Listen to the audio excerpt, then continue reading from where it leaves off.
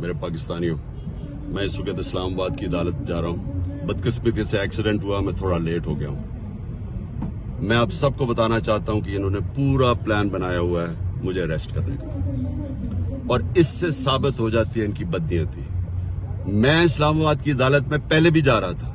इन्होंने जो मेरे घर के ऊपर हमला किया, वो ये मकसद नहीं था कि मुझे इस्लामाबाद की अदालत में पेश करना। मकसद ये था कि मुझे जेल में डालना। जेल में क्यों डालना?